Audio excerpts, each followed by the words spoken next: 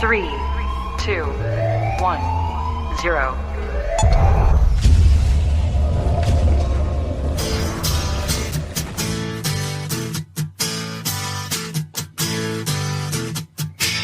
Hey, you! Yeah, you! Come here for a minute. I want to talk to you.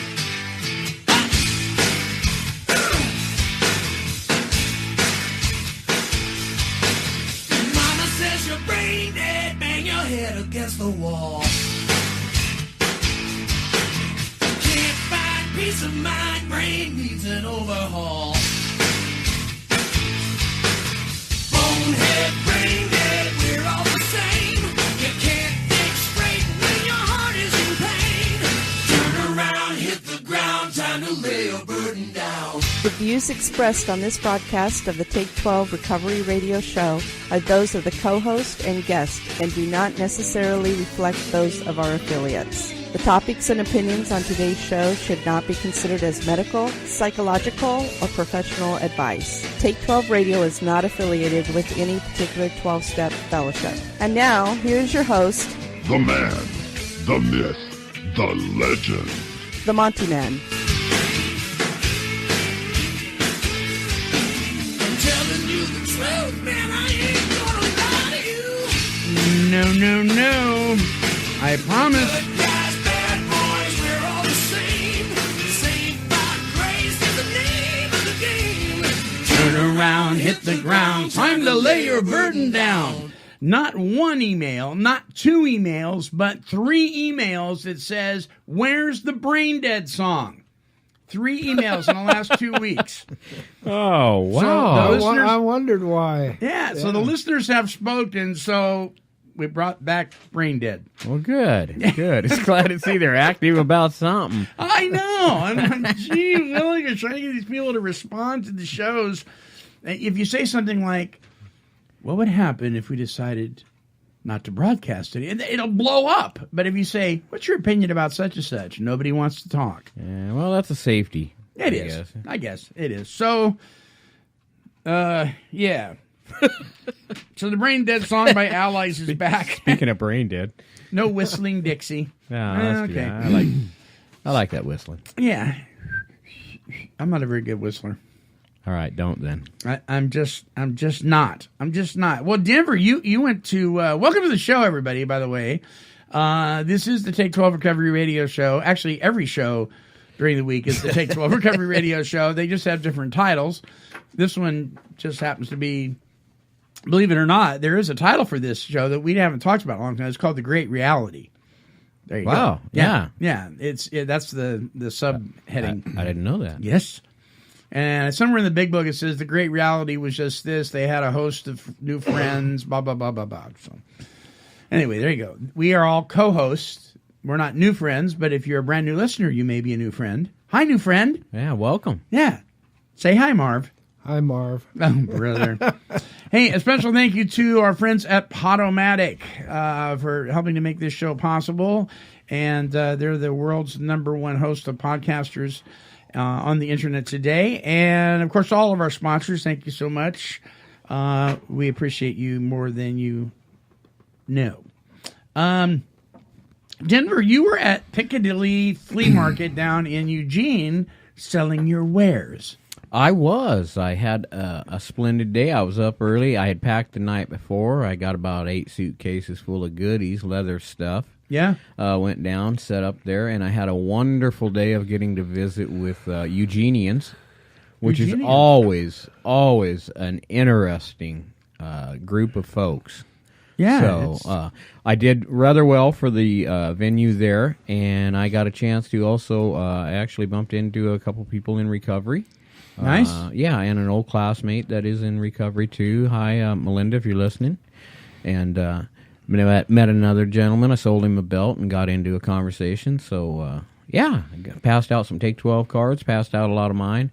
And like I said, did pretty well for myself down there. Not, I never get rich at that venue, but I do have a ball visiting with people. Yeah. Yeah. Good deal. It was fun. That's good. Yeah. How's horses, Marv? Oh, they're pretty horsey. They're pretty horsey. Yeah. Okie dokie. Well, listen, I want to let the listeners know, especially if you're brand new, We do have other shows on Take 12 Recovery Radio. Every other Wednesday, we have the Victory Report, where men and women from Adult and Teen, or not Adult and Teen Challenge, Teen Challenge Network of Arizona. TCAZ. I love that call out. Yeah, it's like Taz, only just cooler. Right, it is. TCAZ. Say that 5 times. TCAZ. TCAZ.org is the website for all 5 centers. And the reason I didn't say Adult and Teen Challenge for that group is because they have a adolescent center. I almost said juvenile, but that would have been juvenile. Adolescent center. And a women's center for women and children, and the men's centers. They got a whole slew of them. They got a whole slew of them, yeah. That's Wednesday, every other Wednesday. And then on Friday, we have a show called, it's a Take 12 Recovery Radio show, subtitled Entitled to Overcome, Solutions for Life Today. Beautiful. With Dave Fleming, a certified alcohol and drug counselor and licensed alcohol and drug counselor. And what else is he? Conspiracy theory person. Conspiracy theory person. Yeah. There you go. And we have that show. And then we have other shows that we have replayed from years ago. Walking Through the Big Book, Walking Through the 12 and 12 with Chris Schroeder. And applying the 12 traditions in your personal and family life with Carol Ann Preston. We've been broadcasting those again. So the week is full. It's got all sorts of stuff. There isn't a day goes by that you shouldn't be able to enjoy. Take 12 Radio. You do have cowboy stuff, don't you? Absolutely. In fact, this Saturday, if you want to come on down to Brownsville, Oregon, right? Yep. So you just walked right into that. Look at him grinning. I wasn't expecting to say anything like that. I think he was somewhere. Yeah. So where is that in Brownsville? It's going to be at Kirk's Ferry. Kirk's Ferry. It's a restaurant. A nice restaurant. Yeah. Yes. And there's going to be, Marv's going to be there, Marv and the Gang, with cowboy poetry and music. Now, I think that's right across, right next door to the rock place there. Just a couple, yeah. Yeah. They have a rock museum that's been there forever. Yeah, very good. Yeah. Yeah, zippity-doo, zippity-day. I'm into the cowboy stuff. I like cowboy stuff. I don't care for horses a lot. They're cantankerous. Cantankerous animals, they are. Yeah, but they won't lie to you. No, they'll look you in the eye. Look you in the eye is what they do. They give a big old smooch. Yeah. Big old teeth. Bite your nose off. They never want to give me a smooch. Yeah. Take me for a ride. Stop right there! It's time for Monty'man's Weekly Wine! Got any wines, Denver? No, I ain't even going to list them. Yeah, I got a lot I of have them. so many. No, I'm not going to get on nobody today, I don't think. I did have a little shout-out, though. Yeah. I bumped into a bank, and I think it's Oregon Community Credit Union. They did an outstanding job. They gave me, when I go to a sale, I walked in with 2 $100 bills, and I don't have a bank account with them. I said, can you do this? And they said, we don't do this. And the lady must have looked in my eye and saw the pathetic little look I had, and she cashed me out, gave me a stack of ones, bunch of 5s and 10s so I can make change. So thank you very much. I'll consider when it comes time to opening up a bank account to deal with those folks. So that's a win. That's a win. That's a really good there's win. good people out there. Yeah. You just gotta look. Yeah. Just gotta look. Just got to look under some rocks. Maybe. Well, my wine this week is, I am telling you, I don't know if any other part of the country is like this, or if people are noticing this too, or if you guys are, but I am telling, and it's not just texting and driving, it's just driving crazy in general. We were coming back from Shelton, Washington, which is a little bit west of Olympia. And there was supposed to be this crazy storm, which never happened. It's amazing. You know, you see it on the weather report. You see the satellite picture, this big swirling hurricane thing. And it never happened. It got a little windy, a little rainy down here, but nothing happened up there worth anything to shake a stick at. But the people were driving. I mean, you know, it's pretty common if you're on a 4-hour drive to run into a couple of knuckleheads in that 4-hour period that are passing unsafe. And I am telling you, about 20% of the people on the road were driving like maniacs. That's pretty conservative, don't you think? It probably was worse than that. I mean, it just seemed like every 30 minutes somebody was doing something bizarre. I mean, not just passing you in the slow lane, and you're going 80 miles an hour. It's a 70-mile-an-hour speed limit up there. The flow of traffic is about 75, 80, so you're going that fast. There's guys going 90, 95 in the slow lane, and they're not even waiting to get past you to get over. We had people almost clip us as well as other cars getting back over passing. I mean, it was nuts. Doing Absolutely a little nuts. NASCAR on the freeway. Huh? It's not the Autobahn, people. You take your life in your hands going out there on the. Have you noticed that people are losing it behind the wheel, Marv? Or are you pretty safe out there? No, I hear what you're saying. And you know what cracks me up is a lot of times within 15 seconds, Yeah. you pull up behind them at a stop sign. Or a I know. light, off an exit. Straight. Yep. Straight up. And when they went by you, they were just, Yeah. Straight up. I waved at one. He just cut me off, got right in front of me, pulled up to the red light. I pulled up to the turn lane red light, and I waved. And, you take your life into your hands nowadays because everybody's liable to shoot you or road rage you or something. I know. But I just had to take the moment to say, howdy, neighbor. See ya. And I turn, and he's still at the red light. It's like, hurry up and go nowhere. Thank you, Lord. But it was bizarre, and I was amazed. I really did expect to see some accidents, and I didn't see any. The way people were driving, and then there was like 3 cars. They must have been following each other, or something, or they were either mad at each other and trying to chase each other down. I don't know, but they were doing the centipede thing, in and out, and in and out, and in and out. And the guy that was with us is a retired truck driver, and he was telling us, he says, this is the kind of stuff that drives truck drivers absolutely nuts, because they can't stop on a dime, especially if they're carrying liquid, They just can't. And these people pull out in front of them like they're just another car. You can't be doing that.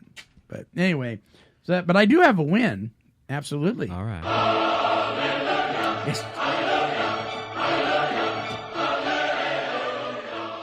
Yes. Absolutely. Absolutely win. In my hand is a brand new flavor of the Bang Potent Brain and Body Fuel drink. Now, Denver says these aren't healthy. I say they are healthy. Hey, listeners, if you don't do anything this week but just hit us back with an email or a comment on your take on energy drinks, if they're healthy and good for you or not, before he opens his mouth on this one, just hit us back with a yes or no to the energy drink craze and addiction that goes on. Good or bad? Thank you. Keep in mind, Denver has one sitting in front of him. Yeah. But It's about half gone, too. 99.9% of the energy drinks out there are horrible for you. I totally agree. You hear that? He's guzzling it right now. They are. They got junk in them it just makes you, well, let me just read what's on the side of this can. Maybe they'll pay me for this. I doubt it. Oh, you're going to get payment, all right. Yeah, make no mistake, Bang is not your stereotypical high-sugar, life-sucking soda masquerading as an energy drink. There is 0 carbs, 0 sugar, 0 calories, 0 artificial colors. Now, Denver says they're lying. And there's none of that Tyrene or whatever is in it that makes you feel like you're going to crash. There's not overabundance of vitamin B1 or any of that kind of thing, but it has CoQ10, it has amino acids, it has creatine. That's all brain stuff. It's good for you. Says who? The people making the can. So peach mango is the brand new flavor, and it's delicious. All right. Absolutely wonderful. Voters, help me out on this. I'm just telling you. I can drink one of these, and there's no crash. I feel fine. I don't feel like I'm going to go shopping at midnight or anything crazy like that. And I don't feel like I'm gacking from methamphetamine, like drinking rock stars. That's just my take. Y'all done now? I'm done. I'm done. All right. Okay? All right.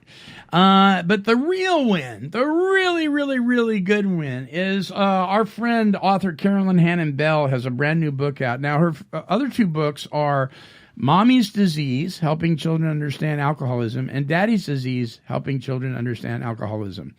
They're children's books. They're illustrated. That's cool. And they're on a child's level that helps the child understand mommy or daddy's issues without shaming the parent, without causing problems, because you never involve children in adult issues. You just don't do that. But sometimes they're in the middle of it and they need some kind of explanation and some sort of understanding. And she has done a phenomenal job. We've had her on the show before for both her other books. So she's got a brand new one out called Dad's Addiction, Helping Children Understand Addiction. And there's actually there's actually a statement in the back of the book that she's printed from moi, from KHLT Recovery Broadcasting, referring to one of her previous books. I'm trying to find it here. Well, that's all right. You can read it. But if you go on Amazon and type in Dad's Addiction or Daddy's Disease or Mommy's Disease by Carolyn Hannon Bell, I am telling you, every parent, every grandparent needs to have one of these books, because you can sit down with your child and look at the cartoons that are in it. It's very well illustrated, and help your child understand what's going on. You know, why is dad, not showing up after work? Why has he come home stumbling over the couch? Why is he yelling at you when you haven't done anything wrong? Helping, because children will blame themselves. Children will say, hey, what am I doing to cause this? Right.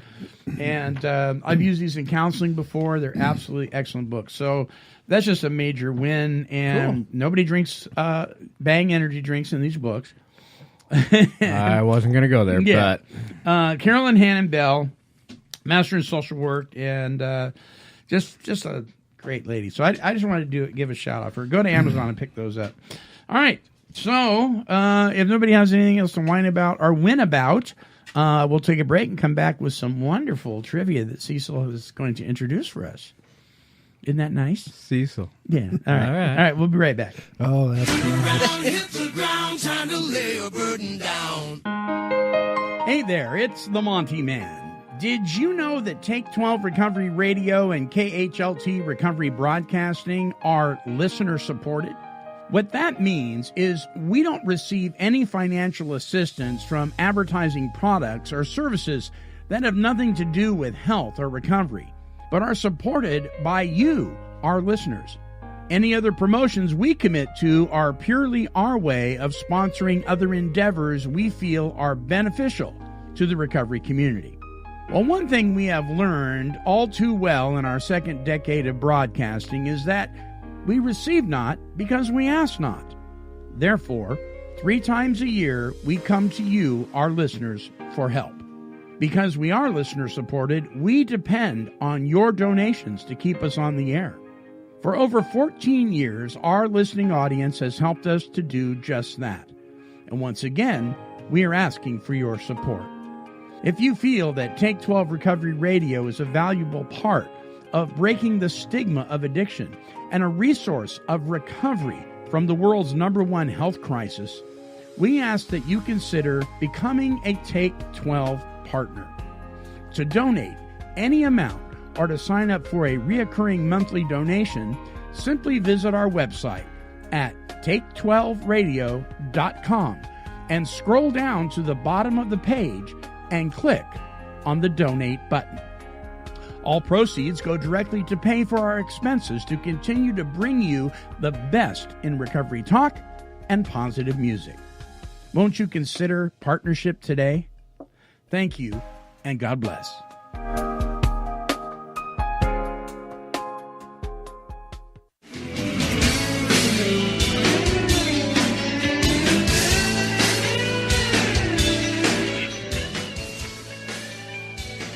Okay, I gotta stop. I gotta stop the sound clip right there because I just had this terrible thought. Oh boy, here we go. So on that plea for sponsors, I says we don't advertise anything that isn't recovery oriented, and I just talked about the Bang energy drink, and I just want to let listeners know that was not an advertisement for Bang. I'm just bragging on the fact that I like those things, and we were having fun with it. But I thought about that. I thought, oh my gosh, I love the Holy Spirit. When the Holy Spirit intervenes. You think that's a conviction? Oh my gosh. You stop a broadcast to say that? Yeah, I think that is. Drink your Bang. Welcome back to the show. I think Cecil's got trivia. Montyman, I'm so excited because today's trivia is 4 things that are so unbelievable that people will just find them, well, unbelievable.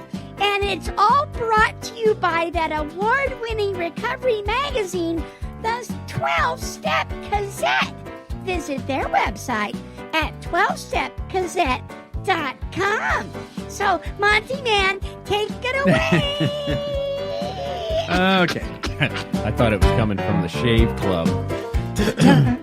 From the what? The Shave Club, whatever that. Oh, no. No, but this Good. is just as bad. Okay. We have 3 in a bonus. Humans share 50% of their DNA with, and here are your choices: bananas, dirt, or goldfish. Dirt. Dirt? Okay. What do you think? Dirt to dirt. Sorry, guys. You will be, Goldfish? no, bananas. What? Yeah. What? Now, let me remind you, this comes from, we don't know if any of this is true. Yep. Ever. This is from ThrillList.com. Trivia is so unbelievable, you find it unbelievable. Yeah, the name alone reeks of... There's a big explanation for it, but it's too long to read. That makes it a little more believable, but perhaps, I don't know. Here's number 2. On Jupiter, wow. Bang. Bang. On Jupiter and Saturn, when it rains, what's falling from the sky? Is it water, diamonds, or radiation? What do you think there, Denver? I like diamonds in the sky, Do you? but I'm going with radiation. Radiation? What do you think? Radiation. You guys are wrong again. It ain't diamonds. The methane-rich atmosphere of these gas giants creates carbon during lightning storms, which is pressurized into graphite and eventually into diamonds as it plummets to the surface. Do you think... Who was it? The Beatles that wrote that? Lucy in the Sky with Diamonds? Yeah, is that what they were saying? I think they were maybe talking about something else. Huh. All right, number 3. Makes you kind of want to get on a rocket and Collect zip on up diamonds. to Jupiter and Saturn. In 16th century France, 400 people started doing something and couldn't stop, leading to dozens of deaths. What were they doing? Here are your choices: fighting during a riot, dancing, or drinking alcohol. 400 of them. What do you think, Marv? You know what? I have no idea. Come on, Marv. After- Come on, Marv. After, the world. after the diamonds in the sky business, you know. What were the choices again? Fighting during a riot, dancing, or drinking alcohol. 16th century France, 400 people. They all go hand in hand. Dancing. Dancing? Okay. What do you think? I thought maybe it was going to be inhaling condoms through their nose. Yeah, what's that about? Oh my! We have to talk about that next week. I Okay. don't. Good. I really don't get that one. No, Tide was bad enough. Yeah. Okay, so I would have to say dancing, alcohol, or what was the... Fighting during a riot. Well, that just goes with the alcohol. I'm going to go with dancing. You guys are correct. Yeah. It was called the Dancing Plague. It began with just one woman dancing intensely in the street in France. Eventually, for no apparent reason, more than 400 people joined her in mass hysteria. Over the course of 1 month, many ended up dying due to heart attacks or exhaustion because they literally would not stop dancing. That's weird. That is weird. Yeah. That's weird, but that's France or Florida. That's Thrillville trivia. And here's your bonus. This is true or false. At no point in the Humpty Dumpty nursery rhyme does it mention that he's an egg. True or false? That's true. Marv? True. Yeah, you guys are right. It is true. In fact, the early illustrations portrayed him as a young boy. Kind of disturbing. Yeah, I was going to go, that's a little rougher to accept. Yeah, that's... Fell and couldn't put him back together. Gee, I don't know where the whole egg thing came from, but all the king's horses and all the king's men couldn't put the... Poor Humpty back again. Yeah, pretty... I got to find that copy. Yeah, really? So, a lot of the nursery rhymes that were recited to us growing up were pretty doggone morbid.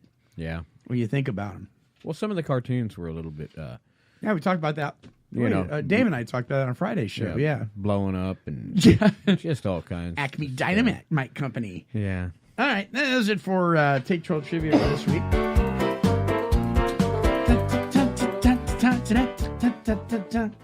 All right, itching ears want to know, what the heck am I talking about? When we promoted the show yesterday on social media, the big book, AA Big Book's Mistaken Identity, and our spiritual experiences. So, what we're referring to, we're going to go back to in the Alcoholics Anonymous Big Book. There is there's a chapter that probably isn't read enough, and in fact, it is one of the least read chapters, along with the introductions. There's introductions to each big book and prefaces and all that. A lot of people don't read them, and they're an important part of history for Alcoholics Anonymous, and you really should read them. And this one really is one that needs to be read too.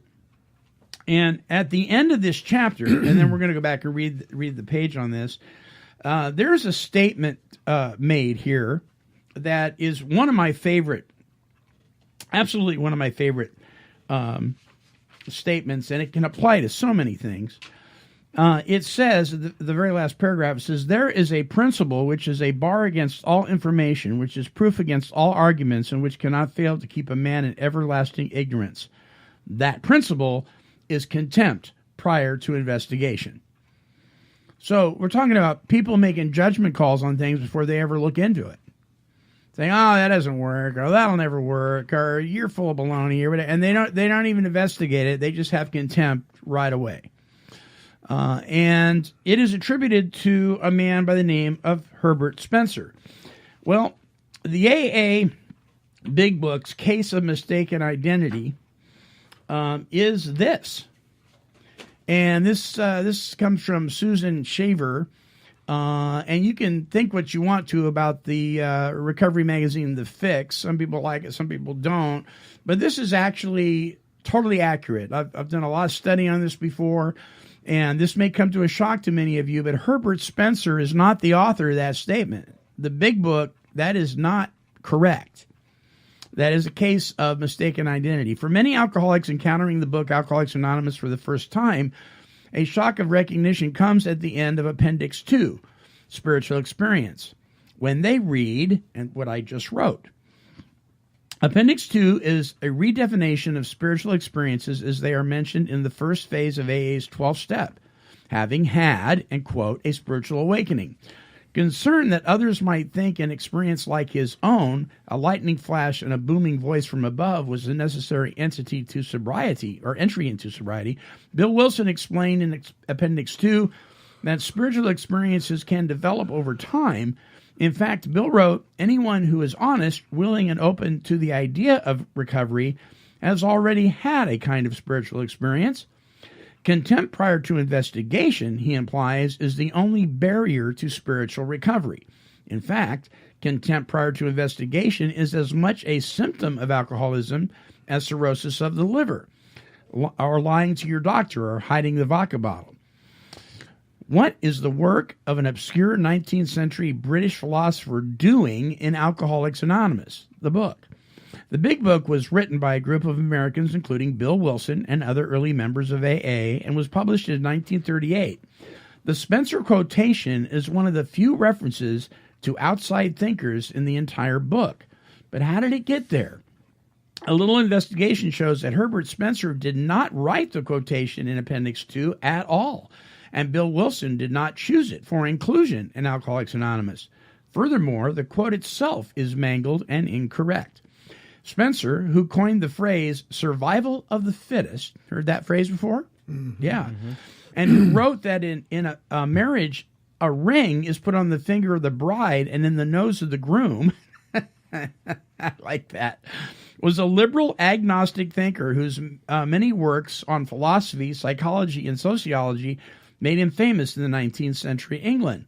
But one thing Spencer did not write is the immortal words about contempt and investigation.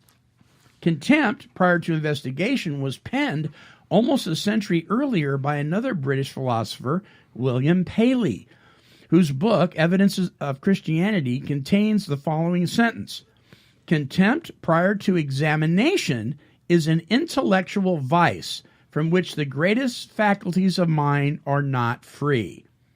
That was the actual quote. Paley was writing about Romans who scoffed at early Christianity.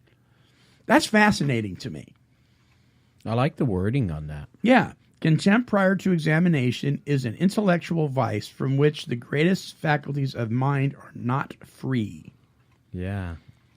I like it. Who really came up with the phrase contempt prior to investigation and how it ended up in Appendix 2 in Alcoholics Anonymous may not really matter much to anyone's actual recovery.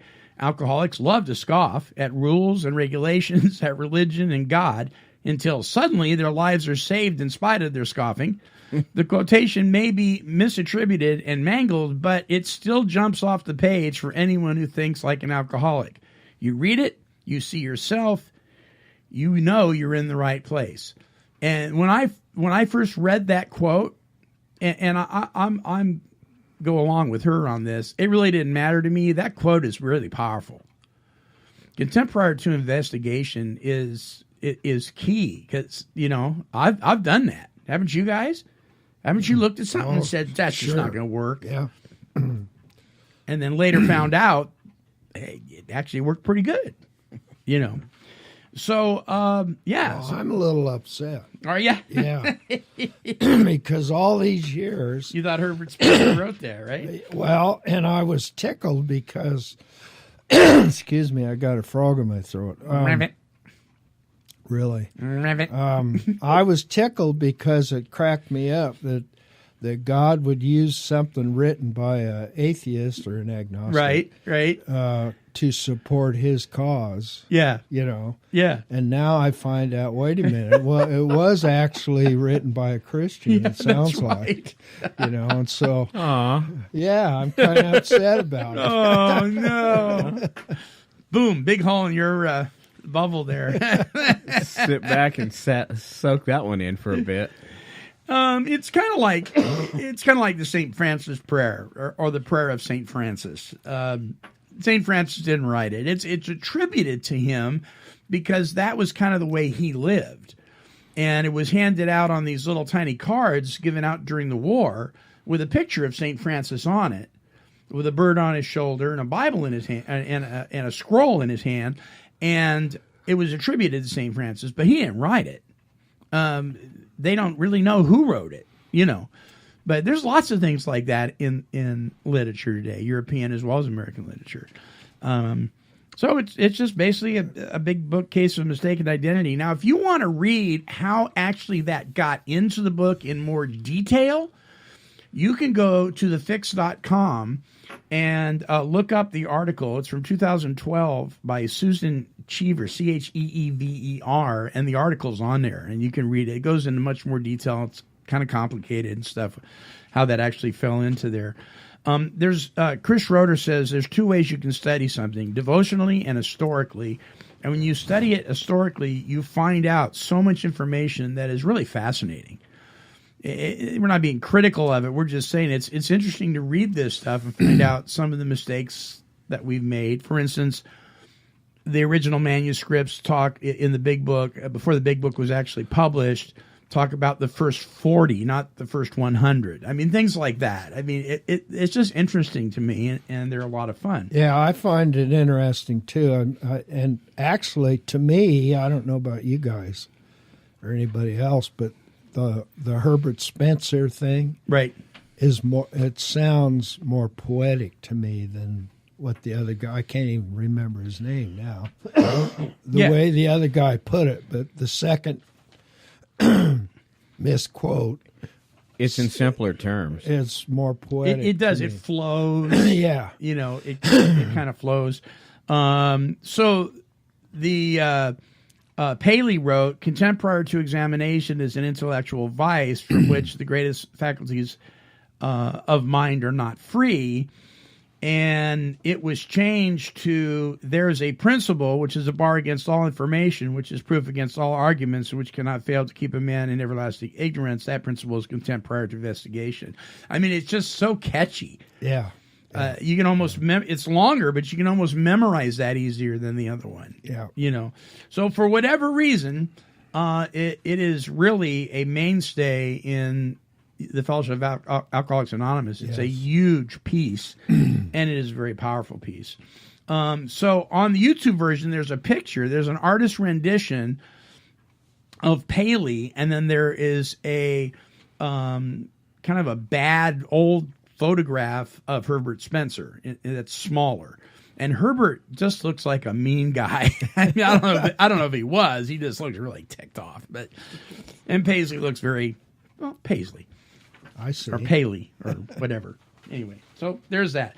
So, but moving into this, spiritual experiences, and again, this is an Appendix 2 in the back of the Big Book, Alcoholics Anonymous. Bill had a very unique, not that common of an experience when he met the Creator. He had a white flash of light. He had a white light experience. It was instantaneous.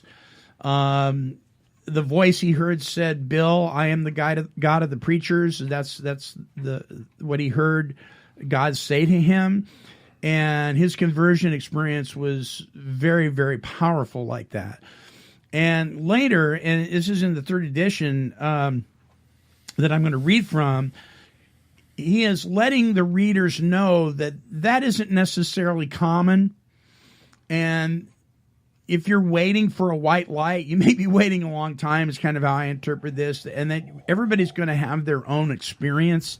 And that's comforting because, you know, I remember for a long time, I would hear people's testimonies in church and thinking, wow, that's never happened to me. I mean, so maybe I'm not really having an experience with God. Well, yeah, you are. Everybody's got their own. And this is what it says. It says the terms spiritual experience and spiritual awakening are used many times in this book, which, upon careful reading, shows that the personality change sufficient to bring about recovery from alcoholism has manifested itself among us in many different forms. Yet it is true that our first printing gave many readers the impression that these personality changes or religious experiences must be in the nature of sudden and spectacular upheavals. Happily for everyone, this conclusion is erroneous. In the first few chapters, a number of sudden revolutionary changes are described. Though it was not our intention to create such an impression, many alcoholics have nevertheless concluded that in order to recover, they must acquire an immediate and overwhelming God consciousness, followed at once by a vast change in feeling and outlook. Among our rapidly growing membership of thousands of alcoholics, such transformations, though frequent, are by no means the rule. Most of our experiences are what the psychologist William James calls the educational variety, because they develop slowly over a period of time. Quite often, friends of the newcomer are aware of the difference long before he is himself. He finally realizes that he has undergone a profound alteration in his reaction to life, that such a change could hardly have been brought about by himself alone. What often takes place in a few months could seldom have been accomplished by years of self-discipline. With few exceptions, our members find that they have tapped an unsuspected inner resource which they presently identify with their own conception of a power greater than themselves. Most of us think this awareness of a power greater than ourselves is the essence of spiritual experience. Our more religious members call it God consciousness. Most empathetically, we wish to say that any alcoholic capable of honestly facing his problems in the light of our experience can recover, provided he does not close his mind to all spiritual concepts. He can only be defeated by an attitude of intolerance or belligerent denial. We find that no one need have difficulty with the spirituality of the program. Willingness, honesty, and open-mindedness are the essentials of recovery, but these are indispensable. There is a principle, which is a bar against all information, which is proof against all arguments, and which cannot fail to keep a man in everlasting ignorance. That principle is contempt prior to investigation. And then it attributes it to Herbert Spencer. So that was a great comfort to me when I read that years ago, because I was expecting this huge thing to happen to me as I was working the steps, and it didn't happen like that. It just didn't. And I thought I was doing something wrong, you know. And so when I read that, I realized that we all have different experiences. Some of them are very emotional. Some of them are just very quiet. Some of them are loud. Some of them... it may be going on and you don't even realize it. What has your guys' experience been as far as your spiritual awakening or your revelation of who God was in your life? What was it like for you, Marv? Oh, well, all of the above. Yeah. What you've just said through the years, it has been the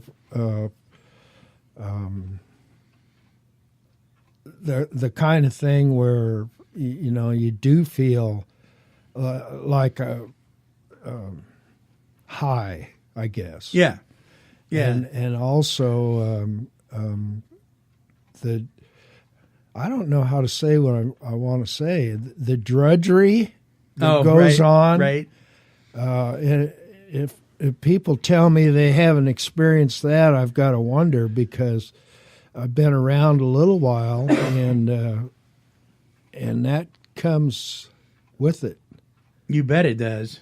And so it's a whole bunch of stuff. Yeah.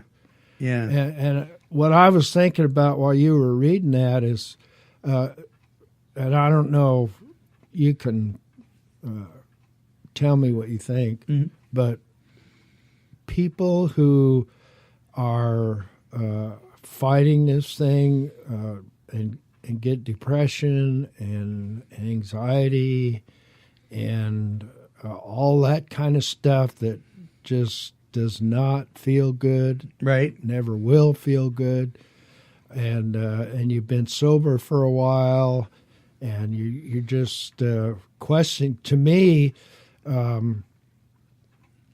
that's a spiritual experience also. Yeah, I agree. And it depends on where you go with it. Mm-hmm. It really does. It really does. In fact, biblically, it talks about referring to these conflicts we have with each other. We don't fight against flesh and blood.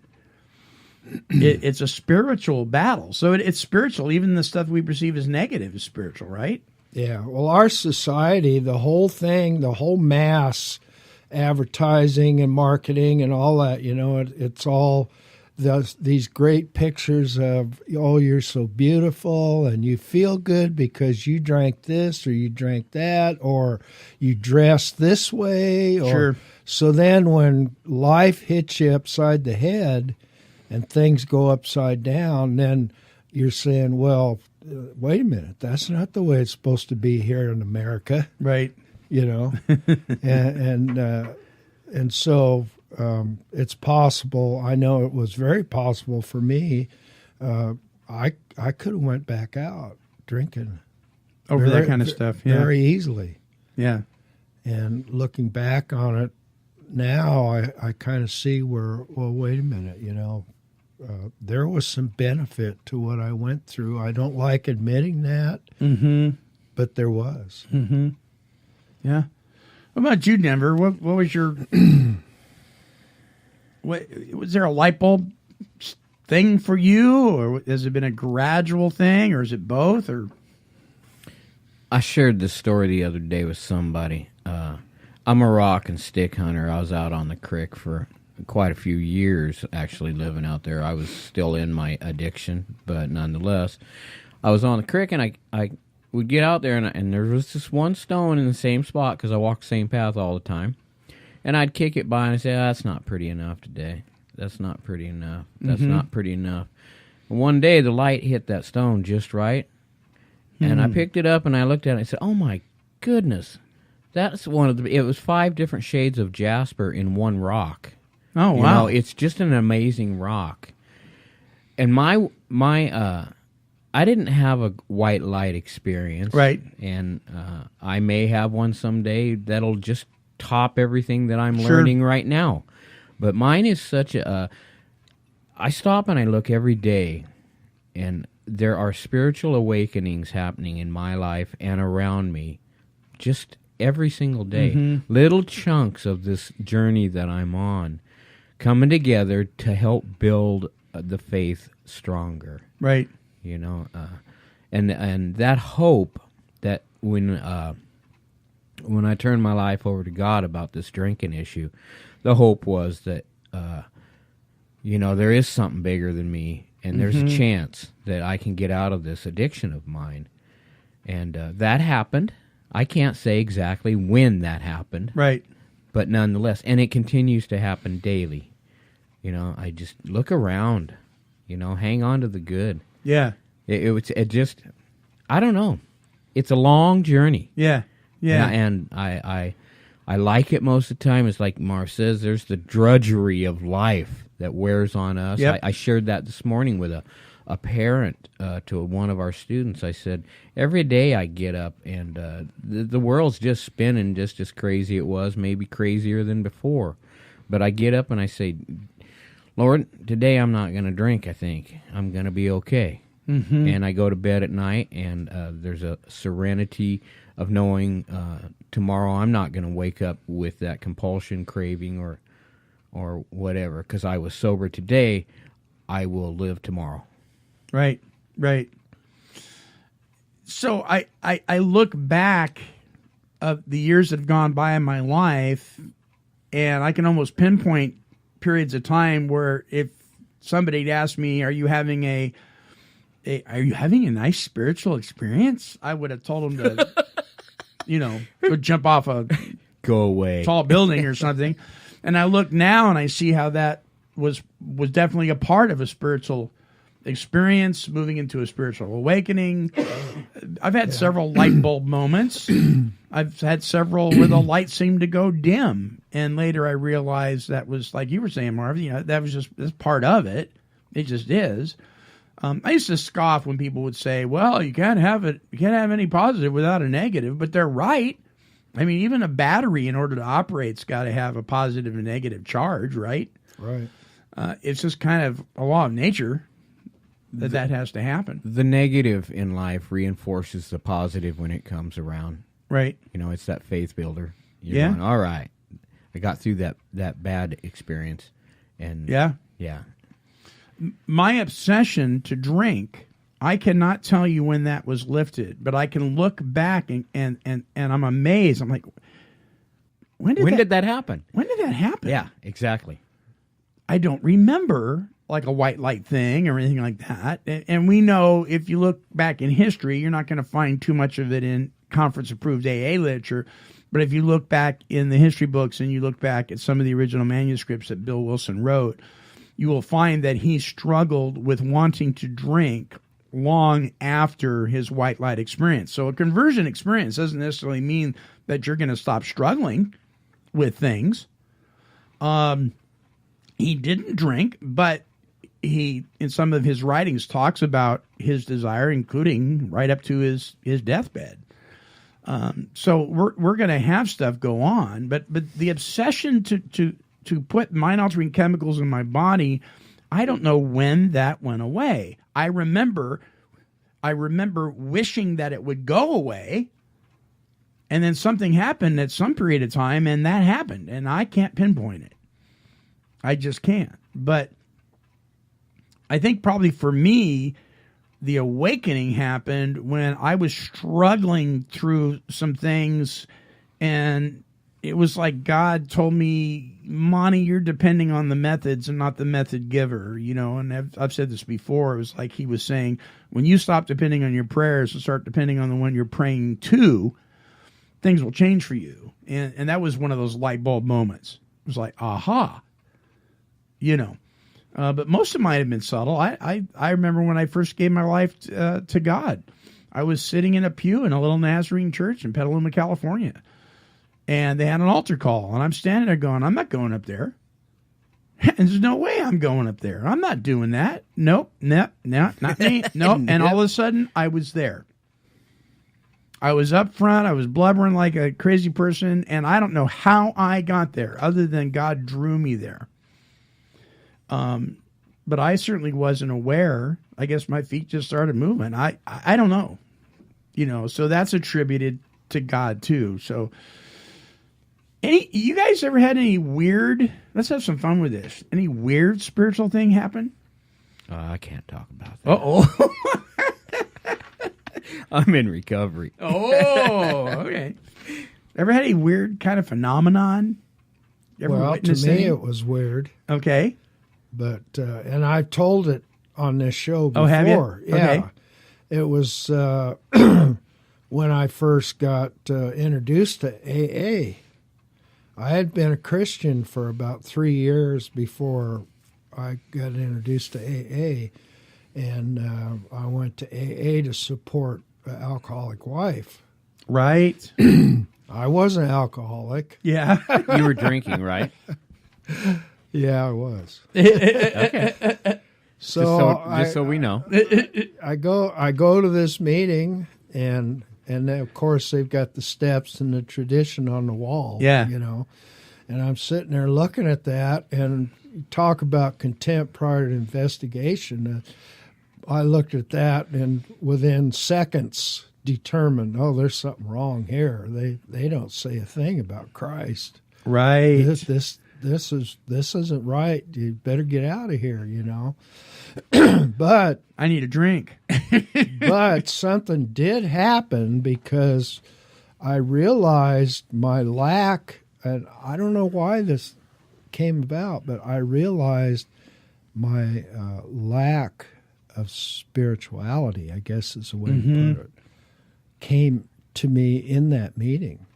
Wow. So I walked out of there scratching my head, because I'm trying to figure out why, on one hand, there's nothing up there about Christ, which I'm a firm believer, that's where I was at. But yet I had this strange thing going on inside of me that was kind of like a magnet pulling me towards the program. Yeah. So I had a good friend who was a Lutheran pastor. And I went over he was at the church, and I went over and talked to him. And I told him, I said, Arnie, I got this problem here. And I told him what had happened. Yeah. And I said, Arnie, I don't know if I'm supposed to be going to this AA or not. And he looked me right in the eye. He said, Marv, don't question it. It works. Pretty simple. So I'm driving home. I don't mean to take so long. No, I'm driving home in my old truck, heading for the ranch, bombing down the freeway. Right. And all of a sudden, and I'm always skeptical, but to me, the truth is God talked to me. Now, people say, oh, you're crazy, So I'm going to say it this way. It was as if God was talking to me. I heard an audible voice, and what it said was, or what he said, Mm-hmm. was, know that I am God, do not put me in a box. And that's exactly what I was doing because of Christ and because of all these religious things that Sure. I'd learned in church, religiosity. Religiosity, yeah. And that's what I was doing. Well, this can't be this way because this says this or this. you Yeah, know. right. And that was a perfect message for me at that time. And you've never forgotten it. Never forgotten it. Wow. Have you ever heard I'd it? say that's a spiritual I would say experience. so. Yeah. Have you ever heard an audible voice? Like your name? I have not. Yeah. I have not. I've heard my name. Yeah. And I mean, out of nowhere. And it's been years since it's happened, but it's happened about 3 times in my life. Monty. Just like that. I mean, Yeah. just as clear as a bell. Yeah. Now, there's probably some skeptics out there and some scientists and medical doctors that would say, well, that's this little phenomenon or whatever. Maybe. I don't know. Yeah. But it's a trip when it happens. And it isn't my voice. I know what my whiny little voice sounds like, and that isn't it. Yeah, I have not had. Right? I'm waiting for that day, I guess. Maybe it's kind of spooky, but Yeah, yours will be. Denver. No, it'll be. I'm sure it'll be fast and sharp if it comes, like a warning. So I had a weird thing happen to me. And I think I told Denver this. I was working at a Boy Scout camp called Camp Masonite Navarro years ago, and the staff for the most part was down in the valley, and then you had the campers up on the hill, and then everybody take turns being a camp commissioner, and you'd go camp up on the hill, so you were there in case the scouters needed you or any of the scoutmasters needed to contact you in the middle of the night, that kind of thing. And we had just installed an electrical outlet attached to this tree, but it wasn't completed yet. You couldn't plug anything into it. And we had a coffee pot up there hoping that they were going to get that done, and it didn't get done. And in the morning I woke up, it was one of those old percolators. The coffee pot was percolating, and it was not plugged in, and it was perking. You know, the little glass, the little glass top on the top of it, the coffee, you can see it perking. Oh, yeah. It's perking. And I freaked out, and to this day, I don't know why I did this. I grabbed that coffee pot, I ran down the hill, and I put it in the refrigerator in the dining hall. I went back up the hill, and that coffee pot was sitting on the table. I kid you not. And there was only one other commissioner with me, and he wasn't even awake yet. And I'm waking up, you not gonna believe what's going on. He didn't believe me. But true story. Now, that's bizarre. And Denver's looking at me. Yeah, I don't know. That's the second time I've heard the story, and I'm still. He's like, were you drinking back then? Yeah. I've seen a dog sweat, but that was in my. We had weird things happen in that camp. I mean, just. Now, that's not evil or dark or light. It's just weird.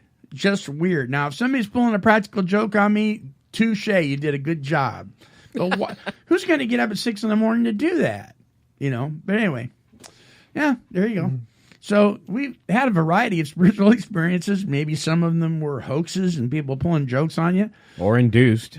I've seen some things under the influence that I'm sure were because of I was under the influence. I also know that in the world of narcotics, we get the word pharmakia. The word pharmaceutical comes from, which actually, if you trace it back far enough, comes from the word witchcraft. So there are things we open up to when we use narcotics. It's not a good thing. The thing that's great about this spiritual appendix, or this Appendix 2 in the big book, is we're talking about the real wonderful stuff that happens from the God who is God. That's the stuff we want. Stone cold sober. Yeah, that's and the it stuff, happens. That's the stuff we want to focus on. So what has been your spiritual experience? Email us. Tell us what's gone on. If it was weird, creepy, or just a marvelous awakening that led you into sobriety and a better way to live, email us at take12radio@comcast.net. About that. Speaking of which, I'm going to reach over here now, Here I go. And while he's doing that, while we're on the topic of emails, let us not forget yes or no to the energy drinks. Healthy or not? All right. There are exceptions like Bang, though. There are exceptions to everything, Monty. Lord. If we dig deep enough. Oh, boy. Am I supposed to read all this? Yeah, you are. All right. How can they listen to the show, Denver? That's my cue right there, folks. You can listen and download from any of our shows by going to take12radio.com and clicking on the Follow Me on Podomatic. Once you're there, you can download our app from Android or iOS. You can also comment on our shows, love us or hate us. We love to hear from you. You can also listen to the shows on our YouTube channel. Simply go to take12radio.com and click on the YouTube icon. And if you'd like to send us your email, our email address is take12radio@comcast.net. That'll be take12radio@comcast.net. Very nice. This Wednesday, Sherry Gaba, the editor of Recovery Today magazine, is going to be on the show. She's going to be our guest, talking about her new book, Marriage and Relationship Junkie. You know any people like that are relationship junkies, Denver? Yeah, your phone's ringing off the hook. I know that. Yeah, the light's blinking, so we just ignore that when the light's blinking. Anyway, she's gonna be on the show, and then Friday is going to be part 2 of bullying with Dave Fleming on Entitled to Overcome. We're going to be talking about red flags of what are some of the red flags if your child is being bullied, or maybe you're being bullied and you don't even realize it. That'll be on Friday's show as well. So our closing song today is by comedic recovery recording artist Michael Purrington and his band, The Messengers, and it's entitled, I'm My Own God. They had a meeting about the 11th step, talking about some deity I've never met. They say he should be in charge of my spiritual condition, but I've already made a decision to put myself in that position. I am my own higher power. I am my own God. I am my own higher power. I am my own God. Maybe he's up there somewhere, maybe not. Maybe he's got a few things I ain't got. Knows more than me about life, but I doubt it. Oh well, what the hell, I'm not gonna think about it. I am my own higher power. I am my own God. I am my own higher power. I am my own God. Why should I try meditation and prayer? If he's anything like me, he doesn't care. I make him in my own image, so he's awfully distant. One moment he's far away, and the next instant he's non-existent. I am my own higher power. I am my own God. I am my own higher power. I am my own God.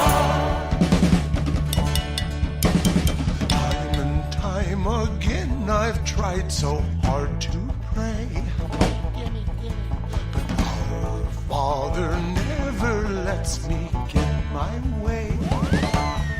I prefer a lot of drama over a little bit of wisdom. In my mind, I'm better off without him than with him. I am my own higher power. I am my own God. I am my own